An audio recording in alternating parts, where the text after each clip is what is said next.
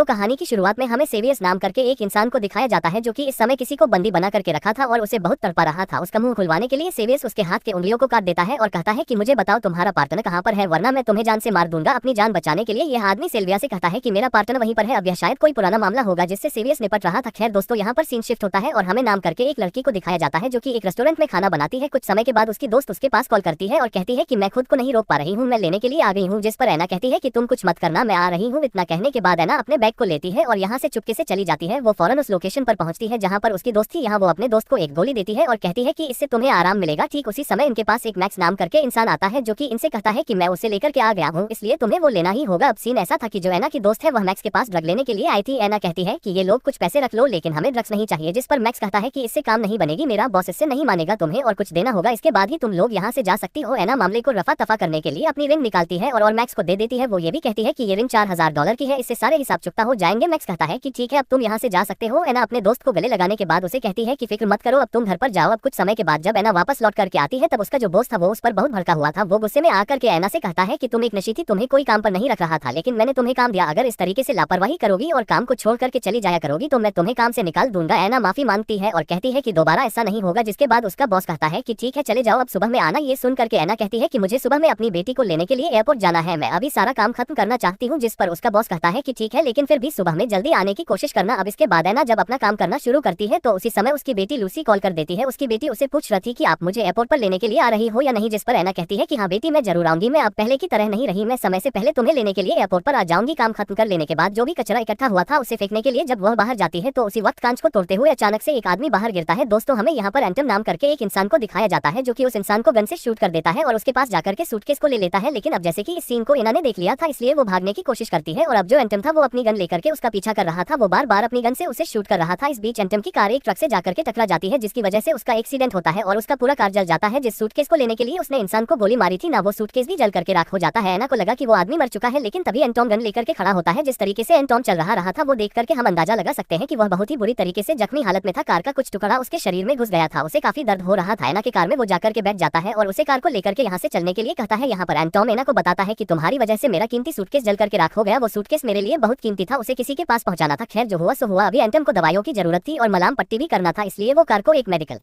Store के सामने रुकवा है। यहाँ एंटम उससे कहता है कि तुम्हें जाकर के कुछ दवाइयां लेकर के आनी है। इतना कहने के बाद वो ऐना को ईयरबड देता है उसे पहनने के लिए। एंटम कहता है कि कोई चालाकी मत करना वरना मैं शूट कर दूंगा। अब इसके बाद ऐना अंदर जाती है और एंटम जिन दवाइयों का नाम ले रहा था उन दवाइयों का नाम ऐना मेडिकल स्टोर पर खड़ी लड़की को बता रही थी। एंटम को जो दवाइयां चाहिए थी ना उन सब के बारे में वो ऐना को बता देता है। ऐना के होलिया को देख करके नच कहती है कि क्या तुम किसी मुसीबत में हो, अगर हो तो बता सकती हो। ऐना जैसे ही सर को हिलाती है तो उसी समय एंटॉम गन चला देता है। तभी ऐना नच से कहती है कि जो दवाइयां मैंने कहा है उसे मुझे दो वरना हम दोनों की जान जाएगी। नच वो दवाइयां दे देती है। इसके बाद ऐना उन दवाइयों को लेकर के वापस से कार में आ जाती है। अब इसके बाद एंटम दवाइयों को लेकर के ऐना के साथ ऐना के घर पर जाता है क्योंकि एंटम का इलाज करना जरूरी था, उसके शरीर से लगातार खून बहते जा रहा था। अब जैसे तैसे करके ऐना टॉम को लेकर के अपने घर पर आती है। यहाँ टॉम ऐना से कहता है कि मेरे शरीर के अंदर जो कुछ भी है उसे तुम्हें निकालना होगा और इसका मलाम पट्टी करना होगा। ऐना फौरन उस सामान को खींच करके बाहर निकाल लेती है जिसकी वजह से एंटम को काफी दर्द होने लगता है, लेकिन इसके बाद ऐना उसके जख्मों पर मलाम पट्टी करती है। इसके बाद एंटम ऐना से कुछ नए कपड़े मंगवा है। ऐना अपने पति के कपड़े ला करके टॉम को दे देती है और यहाँ पर दोस्तों जब ऐना बैच को देखती है तब उसे मालूम चल जाता है कि एंटम एक पुलिस वाला है। उसी वक्त एंटम के पास कॉल आता है और वो कॉल कोई और नहीं बल्कि सेल्विस ने किया था जो कि एंटम से कहता है कि मेरा सूटकेस कहाँ पर है। एंटम झूठ बोलते हुए कहता है कि सूटकेस तो मुझे मिल गया है, मैं उसे लेकर के आ रहा हूँ। जिस पर सेल्विस कहता है कि तुम्हारे पास वक्त बहुत कम बचा हुआ है, अगर तुमने देर की तो तुम्हें पता है कि तुम किसी को दोगे। यहाँ हम देखते हैं कि ऐना भी बाहर खड़े होकर करके सारी बातें सुन रही थी और इस तरीके से ना को मालूम चल जाता है कि एंटोन भी किसी के लिए काम कर रहा है, मतलब कोई है जो एंटम के पीछे पड़ा हुआ है और वह सूटकेस को लेना चाहता है। एंटम कहता है कि तुमने मुझे इस मुसीबत में डाला है और अब तुम्हें ही मुझे इस मुसीबत से बाहर निकालना होगा। उस सूटकेस के अंदर 35 लाख का हीरोइन था जिसे ले जाकर के मुझे सेल्विस को देना था। अब जैसे कि सूटकेस को हमने खो दिया है तो इसलिए अब तुम्हें मेरी मदद करनी होगी। अब जो एंटम था ना वो ऐना को लेकर के कुछ लोगों के पास जाता है जो कि ड्रग्स हीरोइन बेचते हैं, तो यहाँ पर वो ऐना को कुछ पैसे देता है और कहता है कि जाकर के उनसे हीरोइन लेकर के आओ। ऐना कार से बाहर निकल करके सामने खड़े बंदों के पास जाती है और उनसे हीरोइन की डिमांड करती है। ऐना जब इन्हें पैसा दिखाती है तो ये दोनों कहते हैं कि हमें सबसे पहले पैसा दो। ये लोग जबरन ऐना से पैसा छीनने लगते हैं। तभी ऐना कहती है कि तुम दोनों बहुत बड़ी गलती कर रहे हो। यहाँ जो एंटम था उसने इनके ऊपर गन तान रखा था। ऐना कहती है कि देखो मुझे कुछ लफड़ा नहीं चाहिए, मैं पैसा दे रही हूँ, तुम्हें सिर्फ हीरोइन देना है। जिसके बाद ये बंदे ऐना से कहते हैं कि ठीक है मेरे पीछे आओ। ऐना दोबारा जब जाकर के कार में बैठने वाली थी तो उसी समय उसकी बेटी बेटी उसके पास कॉल करती है, लेकिन वो कॉल को रिसीव नहीं करती है, बल्कि कार के अंदर जाकर के वो एंटम से कहती है कि मेरी बेटी एयरपोर्ट पर आने वाली है, उसे मुझे लेने के लिए जाना होगा। जिस पर एंटम कहता है कि तुम कहीं नहीं जाने वाली हो, तुम्हें सबसे पहले मेरी प्रॉब्लम सॉल्व करनी होगी। अब इसके बाद ये दोनों उस आदमी के पीछे जाते हैं जो इन्हें ड्रग्स देने वाला था। वो इन दोनों को लेकर के एक पार्किंग लॉट में जाता है और इन्हें यहाँ पर इंतजार करने के लिए कहता है, लेकिन यहाँ पर जो एना थी वो थोड़ा होशियारी करती है। वो कार के दरवाजे को खोलती है और भागते हुए जा करके एक कार के पीछे छुप जाती है। अब एना तो कार से बाहर निकल आई थी, लेकिन वो अपना फोन कार में ही भूल गई थी, लेकिन वो फोन को लेने के लिए दोबारा जाती भी नहीं है, बल्कि वो यहाँ से अपनी जान बचा करके भाग जाती है। अब इससे जो एंटम था वो थोड़ा नर्वस हो जाता है, लेकिन उसी समय एंटम को मालूम चलता है कि एना अपना फोन कार में भूल गई। फोन को लेने के बाद वो देखता है कि उसकी बेटी यानी कि लूसी मैसेज कर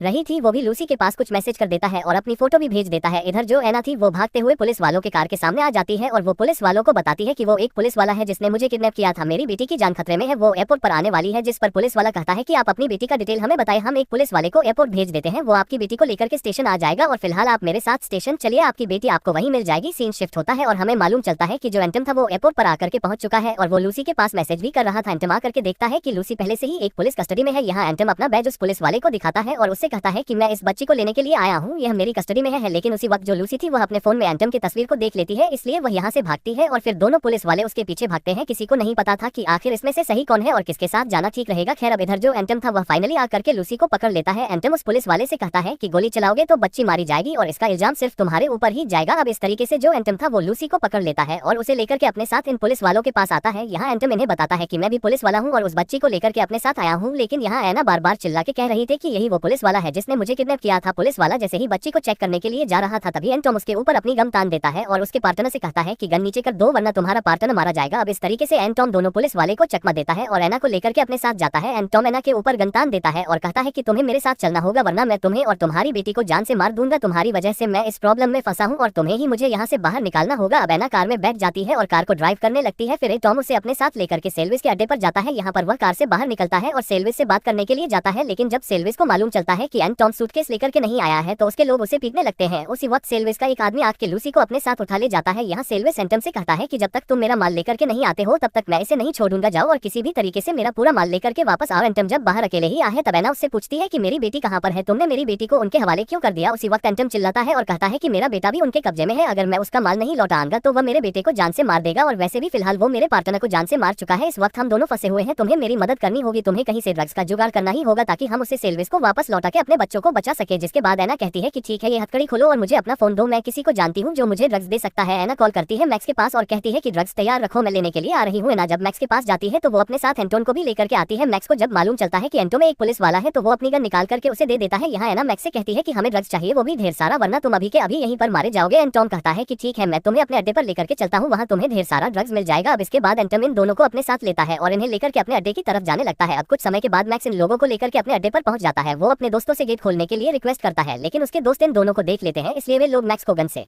शूट कर देते हैं। अब इसके बाद ये दोनों लोग भी गन लेकर के धीरे धीरे अंदर बढ़ने लगते हैं। इनके सामने एक आदमी आता है जो इन्हें गन से बार बार शूट कर रहा था, इसलिए एंटो मौका देखकर के पीछे से उस आदमी के पास जाता है और उसके ऊपर हमला कर देता है। इन दोनों के बीच में फाइट होने लगती है और एंटोम उस बंदे को आराम से मार देता है। ठीक उसी वक्त एक लड़की थी जो कि एक बैग को लेकर के यहाँ से भागती है। फिर ये दोनों भी उस लड़की का पीछा करने लगते हैं। लड़की भागते वक्त एक ऐसी जगह जाकर के पहुंच जाती है जहाँ से आगे भागने का कोई रास्ता ही नहीं था। यहाँ एना उस लड़की को समझाते हुए उससे कहती है कि देखो, हमें वो बैग चाहिए, मेरी बेटी उनके कैद में है और मुझे ये बैग ले जाकर के उन्हें देना है। अगर तुम मान जाती हो तो तुम बच सकती हो, हम तुम्हें नहीं मारेंगे। लड़की थोड़ा समझदार थी, वो इनके सामने बैग को फेंक देती है और बाहर चली जाती है। अब इन लोगों को बैग तो मिल जाता है, लेकिन जब ये लोग बैग को चेक करते हैं तब इन्हें मालूम चलता है कि उस बैग के अंदर थोड़ा बहुत ड्रग्स है और ढेर सारा पैसा है, और जो पैसे बैग में थे भी वो काफी नहीं थे। जिस पर एना कहती है कि हमारे पास जो कुछ भी है उसे सेल्विस को दे दो, बाकी हम बाद में जुगाड़ करके उसे लौटा देंगे। जिस पर एंटम कहता है कि ऐसा नहीं हो सकता है, वो हमें और हमारे बच्चे को मार देगा। अब हमारे पास सिर्फ एक ऑप्शन बचा हुआ है। अब दोस्तों सीन शिफ्ट होता है और हमें दिखाया जाता है कि अगले दिन सुबह में ये लोग सेल्विस के अड्डे पर पहुंच चुके थे, जहां एंटम सेल्विस के आदमियों से कहता है कि मैं लड़की और माल दोनों लेकर के आया हूँ। वो इस वक्त डिग्गी में पड़ा हुआ है। अब यह आदमी डिग्गी को चेक करने के लिए जाता है, जहाँ वो देखता है कि लड़की तो बेहोशी की हालत में पड़ी हुई है, और जब वो बैग को चेक करता है तब उसे मालूम चलता है कि बैग के अंदर तो सिर्फ ड्रग्स का एक पैकेट पड़ा हुआ है। ठीक उसी समय एना उस आदमी को गन से शूट कर देती है। इस दौरान सेल्विस का एक आदमी उसके पास कॉल करके बता देता है कि एंटो माल लेकर के नहीं आया है, जिसके बाद सेल्विस एंटम के बेटे और एना की बेटी को लेकर के यहाँ से जाने लगता है। इधर जो एंटम और एना थे वो सिल्वियन देते हैं और अब आगे बढ़ करके ये दोनों सिल्वियन को ढूंढने लगते हैं। सिल्वियन के पास इन दोनों के बच्चे थे, इसलिए इन दोनों को थोड़ा डर लग रहा था। इन्हें डर लग रहा था कि कहीं वो इनके बच्चों को नुकसान न पहुंचा दे। सिल्वियन अपने साथ दोनों बच्चों को लेकर के कार में बैठने के लिए जा रहा था। उसी वक्त ये दोनों सेल्विस के पास पहुंच तो जाते हैं, लेकिन सेल्वियस इन दोनों को गन से शूट करने लगता है। वो कार में दोनों बच्चों को बैठा आता है और उसे रोकने के लिए एंटम जाता है, लेकिन तभी सेल्वियस उसे गन से शूट कर देता है। इसके बाद सेल्वियस जाकर के एना को ढूंढने लगता है। एना पीछे से चकमा देकर के उसके ऊपर हमला कर देती है और जैसे ही भागती है तभी यहाँ पर पुलिस वाले आ जाते हैं। सेल्वियस अभी भी गन लेकर के इनकी तरफ आ रहा था। उसको रोकने के लिए पुलिस वाले उसके कंधे पर गोली मारते हैं, लेकिन अभी भी वो नहीं मरा था। वो घूमता है और दोनों पुलिस वालों को गन से शूट कर देता है। अब वो एना को शूट करने के लिए जैसे ही खड़ा होता है तो उसी वक्त जो एंटम था वो सेल्वियस को गन से शूट कर देता है और फाइनली इस बार सेल्वियस मारा जाता है। टॉम का जो बेटा था वो तो ठीक ठाक था, लेकिन एंटम नहीं बच पाता है। एना अपनी बेटे को लेकर के वापस घर आ जाती है। जिस बैग को इन्होंने लूटा था उसके सारे पैसे अभी भी एना के पास थे। इन पैसों की मदद से वह अपनी बेटी के साथ एक नई शुरुआत करती है। लगभग 6 महीने बाद हम देखते हैं कि एना उन्हीं पैसों से एक नया रेस्टोरेंट खोल चुकी है और उसकी मालकिन बन चुकी है। इसी के साथ दोस्तों फाइनली यह कहानी यहीं पर खत्म हो जाती।